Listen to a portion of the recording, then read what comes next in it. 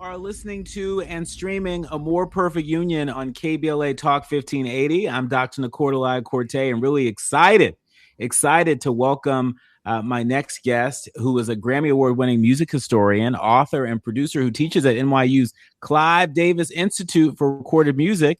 He co-wrote Carlos Santana's autobiography. He's written definitive books on Miles Davis and John Coltrane and George Harrison. And he was actually part of the Graceland tour production team. His new book is Days of Miracle and Wonder, Paul Simon and the Trials and Triumphs of Graceland, out now from Atria Books. Ashley Kahn, welcome to the show. It's great to be here, Dr. Cordy. Thank you for having me. It's great to have you here. And so, I love a good origin story. And so first things first, take us back to the origin. What drew Paul Simon to South African music in the first place? And what was he hearing that he couldn't find anywhere else? Well, his first indication that there was something special happening in South Africa was actually when he was working in L.A. On the album before that, Hearts and Bones, and he was listening to KCRW, and he heard Ladysmith Black Mambazo. But what really lit the fuse for him was in 1984 in the summer. He was driving around New York and he had a bootleg cassette. Remember, in the 1980s, that was how you shared music. That was how you conveyed a feeling for someone else through mixtapes. What we now call playlists. Back then, that was the format. And of course, when you're driving around, this is the 80s. There's no internet, there's no cell phones, there's no distractions. It's just you and the music. And he heard this music called Township Jive, this very upbeat, kind of blues-based music, but that it kind of had the same energy and charge to it that he had experienced with Little Richard and Chuck Berry and Elvis Presley and doo-wop groups, especially the doo-wop groups, when he was a teenager in the 50s. And suddenly, he's got this inspiration to write music, to write lyrics to this music. But here's the kicker. He wants to do it with the actual musicians who are on the cassette. He wants to collaborate them. He doesn't want to just recreate it in a New York studio with New York studio cats. He wants to go down to South Africa. Of course, at that same time, the things could not have been worse with what was going on with apartheid, with the subjugation, with the repression, with the violence, with the anti-apartheid efforts going on. And so, he knew he was stepping into a political minefield. And so he did his diligence. He studied it. He talked to people here in the States about how to do this in the right way. Quincy Jones told him, make sure everyone gets paid. Mm-hmm. Harry Belafonte said, make sure you talk with the ANC and the UN and other organizations that are involved with the boycott right now. Yeah. I mean, and just as you laid it out, I mean, it's part of the reason why Graceland is considered, on one hand, one of the greatest albums ever made, and also on the other hand, one of the most controversial. Talk to us about how you were able to hold both of those truths at once, 30 plus years later, taking the story from your heart and mind to the page. Oh, man. I mean, you hit the nail on the head. It really was something I was really focused on. How do I present this? And I kept saying to myself, I am not going to take a position on this. I really want to lay it all out. And, for example, on the one side, you have what was really becoming an universally global effort to stop apartheid, to stop the South African government, to do away with this nefarious system that had been in place for 40 years. And you even had, remember this in 1986, the same year that Graceland comes out, you had a unified Congress, Democrats and Republicans, voting to overturn the Reagan veto against economic sanctions against the South African government. Everyone was on the same side. The disagreements was on how to approach it and who, how much of the sanctions should be done, etc. But everybody was in agreement it had to go, and there was a lot of violence going on down there. But at the same time, I really wanted to lay out the idea that the boycott that had been placed, in effect in 1980, and the ANC, the African National Congress, which was the leading political organization as far as the anti-apartheid activities, they were exiled. They were outlawed in South Africa at the time, but they were very active in Lusaka, in London, and a little bit in New York. And with their connections in the UN, they had affected this boycott. And the boycott was very loosely, very generally worded, asking all states to prevent cultural exchange. That's how it was worded, cultural exchange. Well, does that mean that South African artists cannot leave South Africa and perform outside? That wasn't clear. And there had already been examples of the testing of this boycott, especially with Black theater. And so, Black theater out of South Africa, there's the popularity of Mhm. Woza Albert, of Master Harold and the Boys. There was a multiracial group called Jaluka, led by Johnny Clegg, that was now touring in Europe in the early 80s. This was all before Paul went down to Johannesburg. Even Ladysmith Black Mambazo was touring Europe. So slowly the ANC was kind of tweaking this boycott. And then Graceland comes in and it's a huge hit. And suddenly this thing is chugging down the road like this behemoth. It becomes so popular so Mhm. fast. And so it tested relationships, it tested everything that was in place. I mean, ultimately, I think everybody agreed it did a lot more good than harm, but it did, like I say, test a lot of relationships, and it put Paul, it lit a fire under Paul. Yeah, yeah. I want to drill down on just sort of the cultural politics related to this story because Paul Simon, he recorded in apartheid era South Africa. And we know that that was in direct defiance of the UN cultural boycott.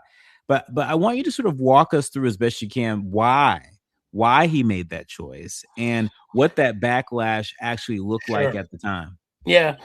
I mean, I have to say that it wasn't absolutely clear that he was, going against the boycott. And in fact, it went back and forth with the UN deciding whether or not to um, to point the finger at him and put him on the blacklist. And at one point, it was reported that he was, and then a few weeks later, he made some statement to them, and he was never on the list.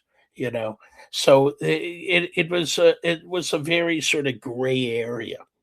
But the idea was that he got word from the music community in Johannesburg, Black musicians, the session players, the people involved with the two major labels down there, Gallo Records and Tidal Records, that they were in favor of him coming.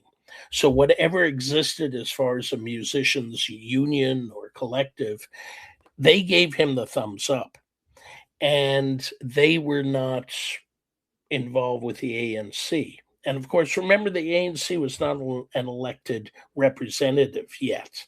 So there was a lot of voices and there were a lot of sides and a lot of confusion. And speaking of a lot of voices and a lot of sides, artists like Miriam Makeba had very different, very public feelings about the boycott and about Graceland. And so, what did you learn reporting this book about how South African musicians themselves were split on it? Well, they wanted to be heard. They wanted to be represented, and their feeling about their careers and their expression and their music being made available to as wide a crowd audience as possible, both in South Africa and outside of South Africa. That was their priority, with a very firm belief that music has the power. Music has the power to open up minds, ears, hearts, and ultimately borders, which is an idea that we could really use today. And there's groups. I mean, I'm here in New York, Dr. Cordy, and, there are groups that are supposed to be playing places like Central Park Summer Stage from Nigeria. They can't get visas. Mm. So, you know, all the spirit of openness and connectivity of the 80s seems so far away right now in what's going on right now, in the headlines of today, shall we say. But I'm not saying I wish the community, from everything I've read, and especially with some of the interviews that were done for the documentary Under African Skies in 2011. Actually, the documentary came out in 2012. They go deep inside this, and it just seems that everybody wanted the same thing. It was just there is different priorities, different ways of talking about it, and you know, it, if there had just been a little more time, if there had just been a little more effort on all sides to work together, I think it would have happened a lot faster. Um, but at the same time, like you said yourself, the impact of the music and the spotlight that it cast on this incredibly vibrant cultural community, the Mm-hmm. life of South Africa, Black South Africa, was such a refreshing change from what had come the year before with "We Are the World" and Mm-hmm. "Do They Know It's Christmas," which looked upon Africa, in this case Ethiopia, as victims, only as victims. There was no sense of who these Ethiopians were in those efforts, as valiant and as righteous as they were. But what Paul was doing was sharing the stage and sharing the credit and sharing the compensation in a way that, I mean, he went down the checklist trying to do everything right. At least you can feel the spirit of intention. I'm not saying he was 100%, you know, correct in everything he did, but that spirit of intention was definitely there. In about a minute before we go to break, I want to ask you about Ladysmith Black Mambazo, who became a global star off the back of this record. What was that partnership actually like behind the scenes? Was it equitable? Was it exploitive? Was it somewhere in between? They loved Paul. They loved the door. They were very aware of the door that he was holding open. In fact, the Zulu name that they gave him, Vulindlela, means the man who opens the gate. Mm, interesting. Okay. All right. Well, when we come forward, 40 years later, I want to ask you, what do you think Graceland, how do you think Graceland should be taught? Should it be taught as a landmark of cross-cultural collaboration or a cautionary tale about who gets credit and Great who gets question. paid? Great You're question. listening to and streaming A More Perfect Union on KBLA Talk 1580. More when we come forward with Ashley Kahn. He is the author of a new book called Days of Miracle and Wonder, Paul Simon, and the Trials and Triumphs of Graceland. More on KBLA Talk 1580 when we come. You are listening to and streaming A More Perfect Union on KBLA Talk 1580. I'm Dr. Nii-Quartelai Corte, and I've really been enjoying this conversation with my guest, Grammy Award-winning music historian, author, and producer Ashley Kahn. You may want to check out his new book. It's called Days of Miracle and Wonder, Paul Simon and the Trials and Triumphs of Graceland. I'm going to ask you this question that has just been rattling around in my head for so long. It's probably rattling around in the heads of a lot of other people. Graceland, right? So there's some people who say, okay, well, was Paul Simon, on his way to visit Elvis's old digs and decided to write a song about it. Was it like a state of mind, a state of being, Graceland? Can you please settle this for the internet streets? Well, it's all the above, and Paul himself did not want to nail it down to any one thing, but on the creative process, it was a placeholder. It was just a bunch of syllables. Like when they put together tunes at Motown, there's some like early lyrical stuff that they created just to hold the space and fill in the space so they can get an idea as to the flow and the kind of melodic contours of what the song will become, because that's the process. But he found that word Graceland kept coming back, kept returning, did not want to go away. And then he finally realized, that the idea of a search for grace, a search for, and believe me, this is definitely, you look at the lyrics, these are the lyrics of someone in their mid 40s. This isn't get out there and party like there's no tomorrow, like someone who's just turned 21. The concerns and what he's searching for and what he's looking for, and he's, coming off the end of his second marriage to the actress Carrie Fisher, and he's looking for something, and so he says, you know what? If this word Graceland is not going to go away, I better go check it out. And he goes and he visits Memphis. Actually, he visits Louisiana first, and he records with some Zydeco groups in Western Louisiana in the Bayou country there. And then he goes, travels up by car by himself, gets a speed ticket on the way. That's in the most recent documentary on him. And the cop, I don't know if the cop pardoned him, but the cop did ask for an autograph. And there's a photograph of it in the documentary. But on his way up to Memphis, the reason for going to Memphis was to, see what was there. And at the end of that visit, he sees the graves of Elvis Presley and Elvis's mother, and it just hits him about the whole idea of life and what is it that we're doing, and what are we searching for, and that becomes the theme for the whole album. And so he says, "Well, then I'm sticking with Graceland." See, I knew there was something there. I knew there was something Yeah, there. and I Look, just gave away chapter 8. that's all right. That's all right. There's plenty more for us to sink our teeth into. There Look, is. before the break, I'd ask you, 40 years later, how do you think Graceland should be taught? Yeah, Whether it should be yeah. taught as a landmark of cross-cultural collaboration or a cautionary tale. What say you?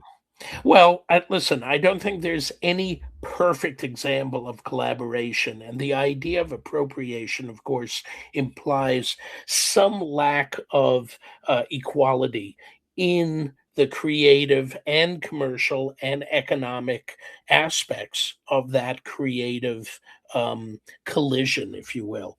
And so what you did have in this story is an entitled artist of stature and resources and abilities who went down to work with musicians with a lot less of all the above. And yet there was, like I said before, spirit of intention. He wanted to do it in the right way. So does it still have a value today? Especially when all of these questions of appropriation, of celebration, of collaboration continue to happen? Heck yeah.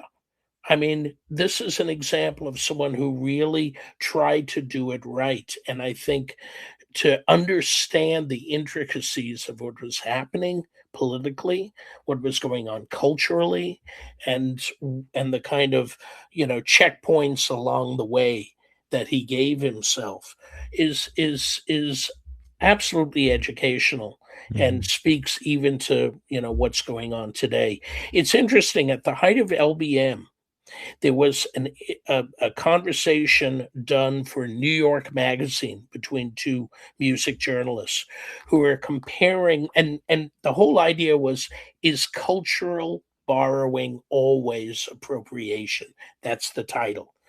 So, they had even better vocabulary in the 2000s and the teens to talk about stuff that had to happen in the 80s. And the kickoff example that they went with was Graceland.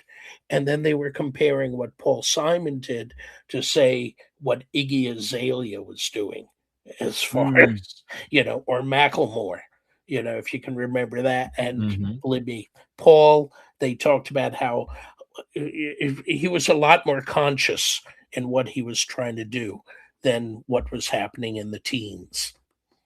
Iggy Azalea. I didn't know that she was going to come up in this conversation, but she certainly did, and that's a great point that you make. Look, you've written definitive books on Coltrane and on Miles Davis, George Harrison. Um, where does Graceland rank in terms of difficulty in telling its story accurately? It was tough, and I appreciate you asking that, because I really wanted to the more that I wrote the book, the more I just want to lay it out. This is what happened. Whatever judgment, whatever takeaways are going to be for the reader, they should have the freedom to pull what lessons, you know uh, whatever judgments one can have. It should be in the reader's ability to do it for themselves. And I think the ultimately the richness of the story, you know, the backstory, the politics, and the cultural, you know, push and pull of the time, and then the beauty of the music itself, and what the musicians, the direct participants, Ray Peary and Hugh Masekela and Miriam Makeba and Bagidi Kumalo, with that beautiful bass, the glissando bass that's all over that album, what they had to feel, what they remembered, and what they were saying in at that time, and what they say now. Yeah, yeah. I've got to ask you, what surprised you the most in researching this book? Was there anything that you didn't expect to find? There was this thing, we're on radio, right? There was this thing in radio back then called formats. And that still exists today. The idea of the formats of the 1980s was so rigid and so structured that Graceland, being from Paul Simon, not being clear rock album or this, or R&B or this or whatever, and African music, it did not fit into any category or any format, and it had a fight for its Hmm. prominence. The album was an immediate hit and went into the top 10. All the singles had trouble even breaking into the top 40. That is until this kind of double hit of the Grammys, a performance on the Grammys that Paul Simon did, and then he won the best album of the year in '87. And then the MTV video, the one with Chevy Chase and Paul Simon, where Chevy kind of steals the song from him and Uh-huh. starts singing the lyric of "You Can Call Me Al." Once those two things hit, then it cracked the top 20. But that was a surprise to me. I didn't realize that radio was so controlling of what was a hit and what wasn't back then. Yeah. I mean, even just as you shared that, I was thinking about a scene from the Michael Jackson biopic, where it was clear how much control MTV had Yeah. when they refused to play Michael Jackson, right? Until his agent, his representative, sort of pushed back hard enough. But And the I've got record label. and the record label Yeah, and the record. Sony or Columbia, which was becoming Sony at that time, said, we're going to pull all of our artists from MTV if you don't come through. MTV had started out thinking of themselves as a hard rock station, you Mm-hmm. know, except with pictures, except with Mm-hmm. images, you know, Mm-hmm. and they had to rethink their whole purpose and what they were about. It was some crazy days there in the 80s. Yeah. Yeah. I mean, so if Paul Simon, if he released Graceland today for the very Hmm. first time, what category do you think it would land in for the Recording Academy? Would it qualify under Afro beats? Where would it fall? Well, the thing is, it's such a funny. It was a unicorn, okay, because the artist was almost bigger than the style. Paul Simon's stature and his accomplishments, etc., kind of pushed his name forward more than what genre it was, and yet they kept trying to figure out which category to put Paul Simon in now that he's made such a left turn with his career. But that's such a great question. What would we do today, and how would the Grammy committees, look at this, and what category would they put it in? Because even the term world music, which Hmm. became popular for a little while, was then kind of tossed aside because it was looked upon as being too limiting and kind of looking down upon non-American music by using that term and saying, well, there's American or Western music, and then there's everything else, and it's called the world. You know, so that category doesn't exist. But it wasn't a world music album. It wasn't an African album. And it was definitely not a typical Paul Simon album. Mm, It was so different from everything he had created before.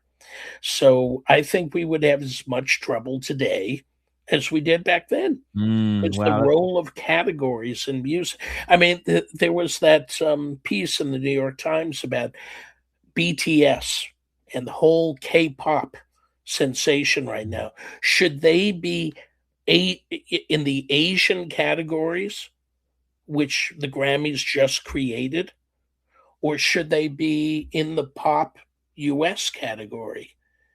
Since their sound is Hmm. literally, it's just Korean lyrics, but with American styles, Yeah. in the Yeah. in the music. And there was a op-ed piece in the New York Times Hmm. about that. Same question.